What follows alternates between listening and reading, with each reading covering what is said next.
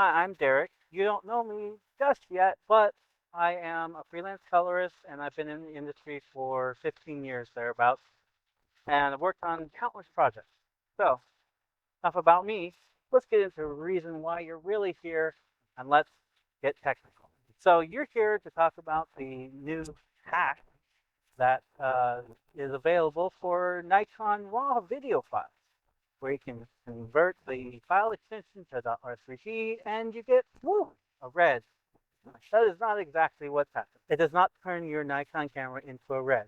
And we're going to explain exactly what has happened. So this is not a hack. This was actually introduced in May, where you could process Nikon RAW files through the Red Cine Edge Pro app and export a ProRes Quad 4 XQ with the red wide gamut red log 3G10. And what it did is it processed the raw data in the raw file in the IPP2 color pipeline from Red. And that's exactly what's happening here. Back in May, I downloaded the Red Cine X Pro beta to try this out. And I found a couple of bugs. And so I was working back and forth with a couple of engineers or an engineer at Red and showing them what was going on, and they fixed it. And eventually it became a full-blown release and added into the Red SDK. And I have been waiting and waiting and waiting. It's been 2-3 months now. And finally, that Red SDK 9.0 is actually implemented into Resolve 20.2. Huzzah! And I'm getting word today that the beta for Premiere Pro also has 9.0 added to it. And some people have said they can process their Nikon RAW files in this exact same way. So what is this? Well, you're converting the file extension of .nev to .r3d, and that is telling Resolve and Premiere now to look at this as if it were a red file and use the red pipeline to create an image.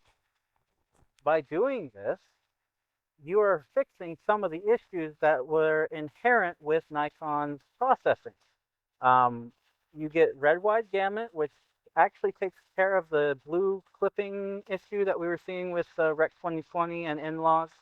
I don't know what in their process was causing that, but it is corrected now. And you do see better blues and better colors overall. It's still 12-bit, it's not 16-bit. If you look in the inspector of the NEV you've converted to R3D, you might see that it says 16-bit. It's not.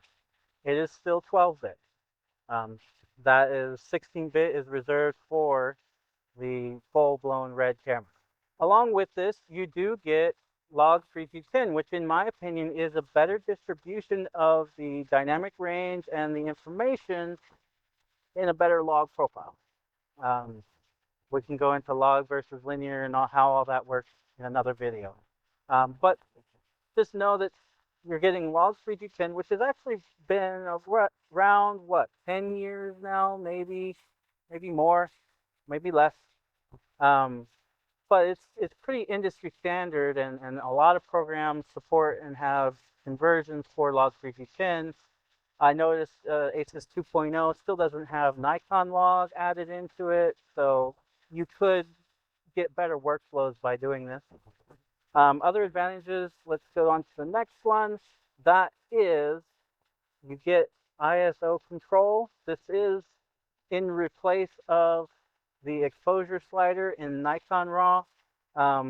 There's some advantages to this where the Nikon cameras have dual voltage chips, one rated at ISO 800 on all the cameras, and the second one is 4000 on the Z8, Z9, and 6400 on the Z6 III.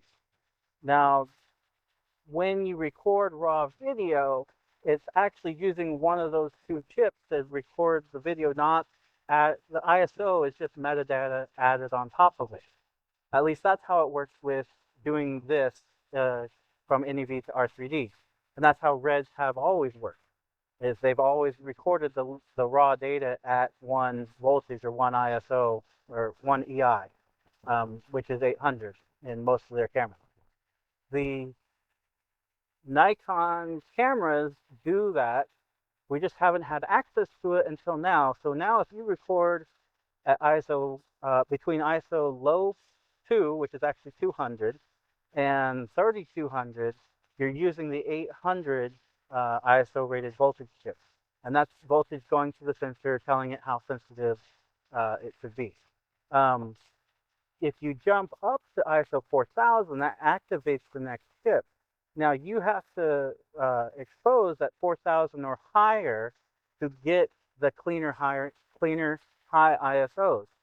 And in the new Nikon ZR, you actually have a menu option to choose which you want, whether you want the 800 or in the case of the ZR, the 6400 chip, which I think and I hope that this comes to all the Nikon cameras in the firmware update, because that would be excellent. Like if I wanted to choose to use the 4000 gain chip, 4000 ISO chip, if I want to expose at 3200, I'm going to get a cleaner image out of that. For now, you have to kind of go, well, I'm going to go up to 3200 for when I'm lighting a scene, but then I'm going to choose ISO 4000 or 6400 to actually record into. That way I can get that cleaner, higher ISO. The next advantage is the red chromatic noise reduction. This is a lot less taxing than using temporal noise reduction in Resolve. It does a really great job at removing chroma noise. That chroma noise, you can see in this example, when I hit the checkbox, it's nearly all gone. And I am so excited because that leaves only the luma noise left. With it being the luma noise, we can actually clean that up easier, so you get an easier, cleaner image. The next advantage, which is arguably a good thing and a bad thing, is in IPG2, there is a highlight recovery built in, which gives you approximately 1 to 1.5 stops of extra luminance detail. Now, if you're filming stuff with clouds or bright whites, like a window or something, you might gain a little bit of information back in that. But if you're filming saturated colors that are overexposed, it has a much more difficult time recreating that color exactly. It'll be less saturated for sure. What it's doing is it's taking the non-overexposed channel, whether it's red, green, and blue. If we're filming a blue light at a concert or something, it will try to take the red and green and recreate some detail in that blue. It's good. It's not great. But just keep that in mind as you're going through this and filming the scene. I think for me personally, it's better to have more information than not. I can always use the tools in Resolve and clean it up, or even just kind of blend it in so that you don't even notice it or it doesn't even matter. There are some disadvantages with this, and one of the big disadvantages is if you're using Nikon Z lenses, you're not utilizing the lens distortion correction, and you're not utilizing the lens vignette correction information that's in the file. The other, not necessarily disadvantage, but something we're not getting by doing this is we are not getting the res filmic color science. That is actually done at the sensor level. And if you look at the Nikon ZR, it is actually built with that in. You can look at Cam Mackey's live stream the other day. He took footage from the Nikon ZR that was filmed in R3D and E, and you take footage that was filmed in the same scene or the same scenario situation that was Nikon RAW, and he converted it to .R3D. The colors do not look the same, and that's because whatever red and Nikon are doing is at the sensor level.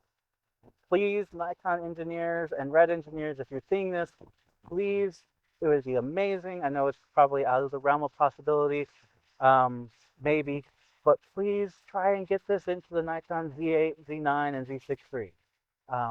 It would be excellent to have the full red experience. And I know that's what all of us are kind of wishing for with your acquisition of red.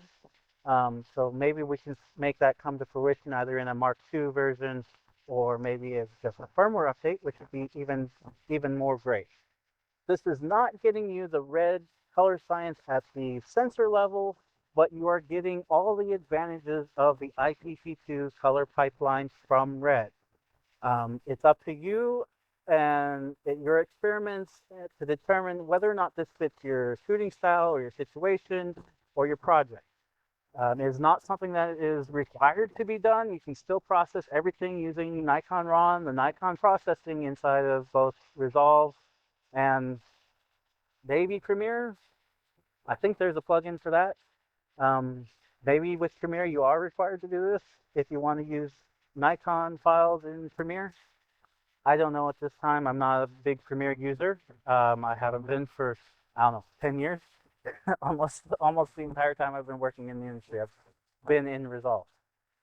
So that is an explanation of what is happening here with changing the .NEV to .R3D and processing it inside of Resolve 20.2 or whatever the latest beta version, or even if you're watching this later, the latest release version of Premiere Pro.